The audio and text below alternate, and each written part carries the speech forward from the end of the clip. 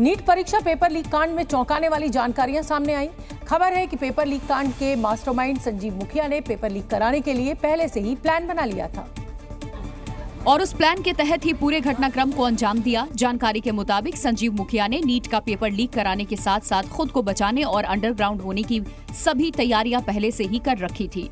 Paper leak होने के करीब 50 दिनों बाद मास्टरमाइंड संजीव मुखिया का प्लान डिकोड हुआ, जिसके मुताबिक नालंदा के उद्यान महाविद्यालय के कर्मचारी संजीव मुखिया 5 मई को नीट परीक्षा के दिन से ही गायब हो गया। अगले दिन यानी 6 मई को वो पटना के पीएमसीएच के ओपीडी पहुंचा और अपना इलाज करवाया।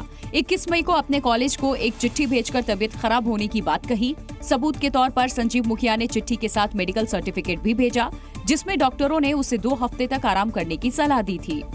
यानी पेपर लीक कांड का मास्टरमाइंड संजीव मुखिया ने 5 मई से ही कॉलेज जाना छोड़ दिया था। पुलिस अब तक इस गिरोह के कई लोगों को गिरफ्तार कर चुकी है, लेकिन संजीव मुखिया अब भी पकड़ से बाहर है और उसकी तलाश जारी है।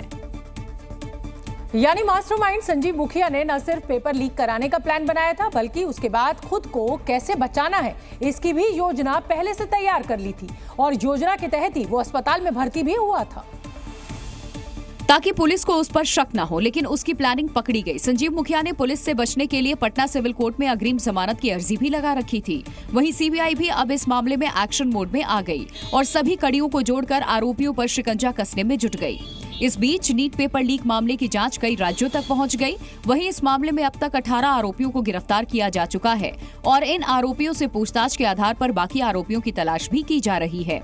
वहीं सीबीआई ने संजीव मुखिया को इस मामले में प्राथमिक अभियुक्त बनाकर उसकी तलाश तेज कर दी।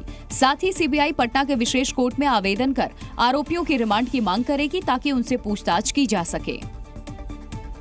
इस बीच नीट पेपर लीक मामले में एक और बड़ा खुलासा हुआ है। झारखंड के हजारीबाग में जिस कुरियर कंपनी पर लापरवाही के आरोप लगे, उसका मालिक अब फरार हो गया है, जिसकी तलाश तेज कर दी गई। वहीं इस मामले में हजारीबाग के ओएसिस स्कूल के प्रिंसिपल, ऑब्जर्वर और केंद्राधीक्षक की भूमिका भी संदेह के घेरे में नजर आई। इस बीच हजारीबाग में जांच के दौरान जो जानकारियां सामने आई, उसके मुताबिक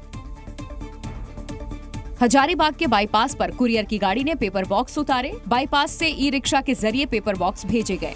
भाड़े की ई रिक्शा से बैंक भेजे गए 9 पेपर बॉक्स। 6 किलोमीटर की दूरी तय करने में ई रिक्शा को 1.5 घंटा लगा, जिसके बाद पुलिस ई रिक्शा चालक की तलाश में जुट गई। साथ ही कुरियर कंपनी के मालिक की भी तलाश तेज कर दी गई। दावा किया गया कि ई रिक्शा से पेपर बॉक्स भेजे जाने के दौरान ही पेपर निकाला गया और उसे लीक किया गया।